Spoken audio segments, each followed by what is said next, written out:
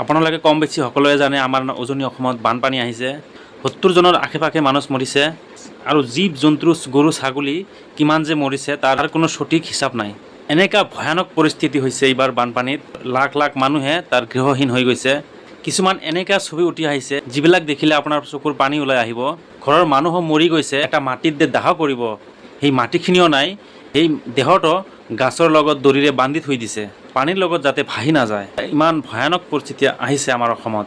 কিন্তু ইয়াৰ মাজতো আমাৰ অসমৰ কিছুমান কণ্টেণ্ট ক্ৰিয়েটৰে বানাক্ৰান্তৰ মানুহৰ ওচৰলৈ আহিছে, সকলোখিনি লৈ আহি হেল্প কৰিছে, সহায়ৰ হাত আগবঢ়াইছে। সেইকাৰণে তেওঁলোকক মই অন্তৰৰ পৰা চেলুট জনাইছোঁ। কিন্তু মোৰ প্ৰশ্নটো হ'ল, চৰকাৰৰ চকুত কি এইবিলাক নপৰে? এই অৱস্থা দেখিও চৰকাৰে চুপ কৰি বহি আছে। চৰকাৰে কি দিছে? হেলিকপ্টাৰৰ পৰা টোপোলা এটা পেলাই দিছে পানীত। এটা 5 টকাৰ বিস্কুট যিখিনি পানী ভৰি লেতেৰা হৈ গৈছে, চাউলখিনি নষ্ট হৈ গৈছে, পানীৰ বটল ফাটি গৈছে। যেতিয়া ভোট আহে তেতিয়া যে ডাঙৰ ডাঙৰ নেতাবিলাক আহি ইমান ডাঙৰ ডাঙৰ ভাষণ দি থাকে, এতিয়া ক'ত গ'ল? 5 বছৰ কম পৰি গৈছে, এতিয়া কৈছে যে মোক আৰু 5 বছৰ দিয়া, মই অসমৰ বানপানী ৰোধ কৰি দিম।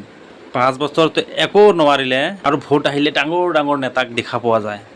কিন্তু এতিয়া চৰকাৰে এটা মাত মতা নাই, এটা কথা কোৱা নাই, কোনো এটা আমাৰ ষ্ট্ৰীম মিডিয়া এই বানপানীৰ বিষয়ে ব্ৰেকিং জনোৱা নাই।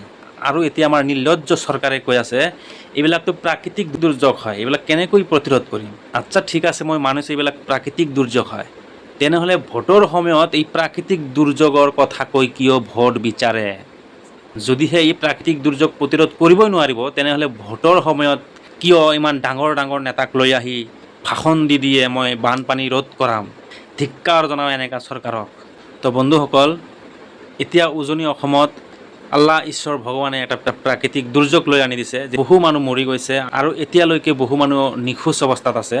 তো তেওঁলোকৰ কাৰণে দোৱা কৰিব, প্ৰাৰ্থনা কৰিব ভগৱানৰ ওচৰত, আল্লাহৰ ওচৰত, কিয়নো এই চৰকাৰৰ দ্বাৰা আমাৰ একো কাম নহয়।